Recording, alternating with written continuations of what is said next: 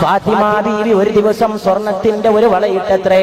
നബി യുദ്ധം കഴിഞ്ഞ് മടങ്ങി വരുന്നത് കാണാനുള്ള സന്തോഷത്തിൽ മദീന മുഴുവൻ ആനന്ദത്തിൽ ആറാടുകയാണ്.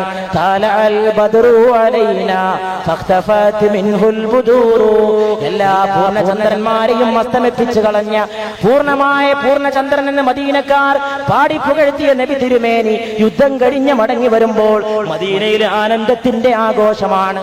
അതിൽ പങ്കുകൊള്ളാൻ വേണ്ടി ഫാത്തിമ ബീവി ഒരു വളയിട്ടു, ഒരു ചെറിയ സ്വർണത്തിന്റെ വളയിട്ടു. നബി തിരുമേനി ഓടിയെത്തി. യുദ്ധം കഴിഞ്ഞ് തിരിച്ചു വന്നു.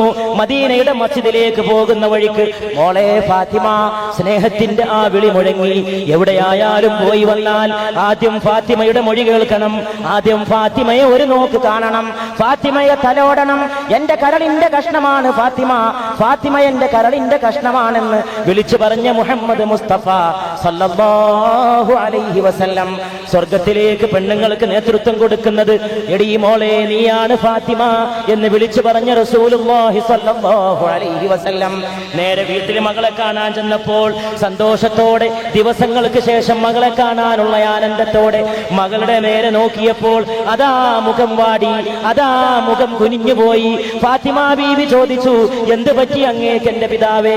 അല്ലാഹുവിന്റെ റസൂലായി വന്ന എന്റെ പിതാവേ, മിറാജിന്റെ രാവിൽ റബ്ബിനെ കണ്ടു വന്ന ബാപ്പാക്ക് മകളാകാൻ ഭാഗ്യം ായ ഫാത്തിമ, അള്ളാനെ കണ്ടുവന്ന പിതാവിന്റെ രക്തത്തിൽ ജനിച്ച ഫാത്തിമ, അള്ളാഹുവിന്റെ അടുക്കൽ നിന്ന് സംഭാഷണം നടത്തിയ മഹാനായകന്റെ മകളായി പിറന്ന ഫാത്തിമ, ജിബ്രീലിനെ കെട്ടിപ്പിടിച്ച ശരീരത്തിൽ നിന്ന് ജന്മം കൊണ്ട ഫാത്തിമ.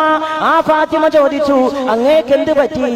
അങ്ങെന്തേ എന്നെ സന്തോഷത്തോടെ വിളിച്ചിട്ട് പിന്നെ എന്തേ മുഖം വാടിപ്പോയത്? മോളെ നിന്റെ കയ്യിൽ എന്താണ്? മോളെ നിന്റെ കയ്യിൽ എന്താണ്?